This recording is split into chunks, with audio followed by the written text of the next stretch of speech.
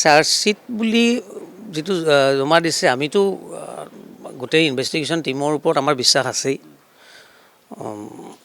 অসম আৰক্ষীয়ে হওক বা CID তেওঁলোকে ডেফিনেটলি খুব তন্নতন্নকৈ পৰীক্ষা কৰি গোটেই মটিভ গোটেই কেছটোৰ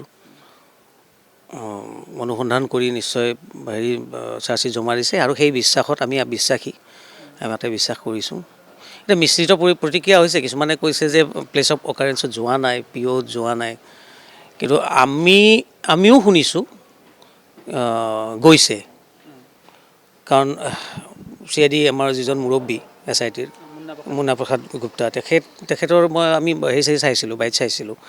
তেওঁক কৈছে যে দুজনীয়া টীম পঠাইছে তাৰ পৰা মানে চেম্পল কালেকশ্যনৰ কাৰণে বা প্লেচ অফ অকাৰেঞ্চ তেওঁলোকে ভিজিট কৰিছে, তাত কৰিছে। গতিকে সেইও শুনিছোঁ।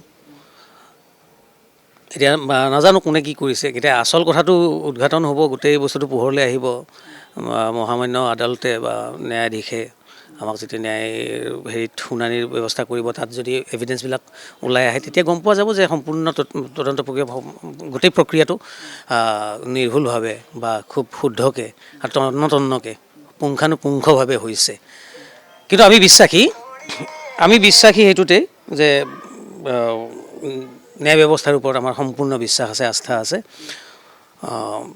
এই যি ৰহস্য জুবিনৰ লগতনো কি ঘটিছিলে, কি হৈছে, এই গোটেইখিনি আমাক গোটেই অনুসন্ধান টীমটোৱে ভালকৈ কৰি দিছে আৰু ন্যায়ালয়ৰ পৰা আমি এটা সুবাৰ্তা, এটা মানে ভাল খবৰ এটা পাম আৰু ভাল ন্যায় পাম। আৰু এটা কথা দাদা, চাৰ্জশ্বিটখনত এটা বিস্ফোৰক তথ্য এতিয়া উদ্ঘাটন হৈছে। জুবিন গাৰ্গক মানে সাগৰৰ কাষত ৭৫ মিনিট পেলাই থোৱা হৈছিলে বুলি কৈছে। সেই কথা চাৰ্জশ্বিটতো আছে। গতিকে একেবাৰে তেওঁলোকৰ যিটো নেগলিজেঞ্চি সেইটো প্ৰকাশ পাইছে তাত। ৭৫ মিনিট সেইটোতো এনেই গোটেইখিনি যিখিনি তথ্য পিছত যিবিলাক ভাইৰেল হৈছিলে ভিডিঅ' ক্লিপবিলাক, তাততো দেখাই যায় যে আমি মানে সাধাৰণ অৰ্থত আৰু আমি সাধাৰণ মানুহে এটাই দেখা পাওঁ যে তাত সাংঘাতিক ধৰণৰ চূড়ান্ত অৱহেলা এটা আছে আৰু লগতে এটা প্ৰৰোচনাত্মক হেৰিও আছে যে তেওঁলোকে নিজেও সাঁতুৰি থকা আমি দেখিছোঁ।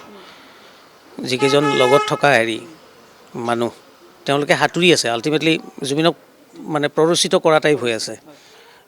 যিহেতু তেওঁ অসুস্থ বা ফেটিক লাগি আছিলে, জুবিনক দেখিলে গম পায় জুবিনক একদম লাগিছে, খুব ভাগৰুৱা বা শ্লিপলেছ নাইট কটোৱা মানুহ এজনে যেনেকৈ ভাৰসাম্য নাথাকে খোজ কাটলত, তেনেকুৱা দেখা গৈছে।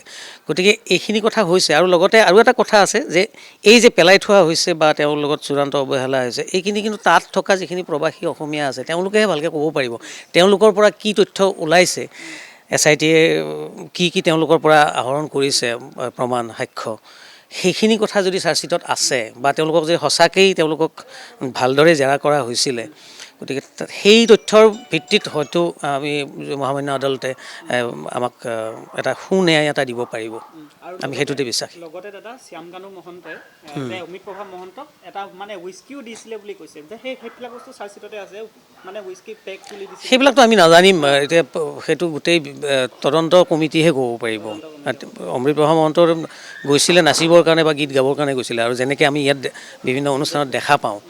গতিকে লগত থকা সংগীত কৰ্মী হিচাপে গৈছে। এতিয়া তেওঁৰ তাতে কি ভূমিকা, এই তদন্তত বা তেওঁক জেৰা কৰি কি তথ্য পাইছে, তেতিয়া টীমটোহে গম পাব, SITহে গম পাব বা CIDয়ে গম পাব, আমাৰ আৰক্ষী অনুসন্ধান গোটেই দলটোৱে গম পাব। তেওঁতো আমি জনামতে তেওঁতো গান গাবহে গৈছিলে, তাত গান গোৱাৰ কাৰণে তেওঁক নিয়া হৈছিল। এতিয়া তেওঁৰ ভূমিকা কি আছে তদন্তত যদি সঁচাই ওলাই আহে, তেওঁ নিৰ্দোষী নে তেওঁ দোষী, এই কথাবিলাক সেই সাক্ষ্য প্ৰমাণে ক'ব। কিন্তু জুবিন গাৰ্গৰ নিচিনা মানুহ আমিতো আমাৰ কাৰণে অভাৱনীয় কথা যে তাকো কোনোবাই মাৰিব পাৰে, আৰু সেইটো আটাইতকৈ আচৰিত কথা হৈছে। এই যে বাৰে বাৰে কোৱা হৈছে যে বিধানসভাতো আমাৰ মাননীয় মুখ্যমন্ত্ৰীয়ে কৈছে যে হত্যা কৰা হৈছে, এইটো আটাইতকৈ বিস্ফোৰক কথা আমাৰ কাৰণে একেবাৰে অভাৱনীয় অকল্পনীয় কথা যে জুবিনৰ লগত এই ধৰণৰ ষড়যন্ত্ৰ হ'ব পাৰে।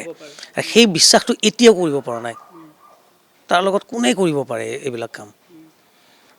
এই কথাখিনিতেই আমি অধীৰ মানে আগ্ৰহেৰে ৰৈ আছোঁ যে ন্যায় আহক, সোনকালে আহক, ক্ষীপ্ৰতাৰে গোটেই কামখিনি হওক আৰু একেবাৰে গোটেই তথ্য প্ৰমাণৰ ভিত্তিত, সাক্ষ্য প্ৰমাণৰ ভিত্তিত সুবিচাৰ এটা হওক।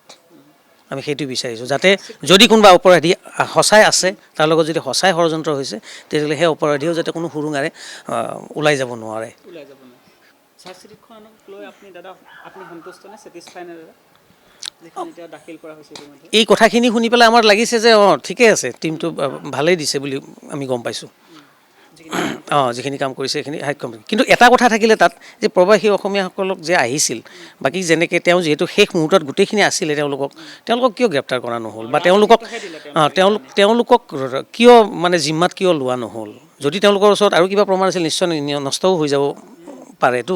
গতিকে তেওঁলোকক ৰাখিব লাগিছিল, কিন্তু আমাৰ সেইটো এটা এই থাকিলে, বা তেওঁলোকৰ হয়তো তালাচীও কৰিব লাগিছিল। তেওঁলোকৰ লগতো তেওঁলোকৰ লেপটপে হওক বা কিবাই হওক, ঘৰতে হওক, কিবা প্ৰমাণ থাকিবও পাৰে। গোটেই ঘটনাটো চকুৰে দেখিছে তেওঁলোকে যিহেতু শেষ মুহূৰ্তলৈ আছিল, গতিকে তেওঁলোকক জেৰা যদি সঁচাই ভাল অৰ্থত কৰিছে মই তেতিয়া ক'ম বোলে ঠিকে আছে, আৰু যদি তাৰ মাজতো যদি কিবা সুৰুঙা ৰৈ গৈছে, কিন্তু যদি সঁচাই অপৰাধী আছে তেওঁলোক হাৰি যাব।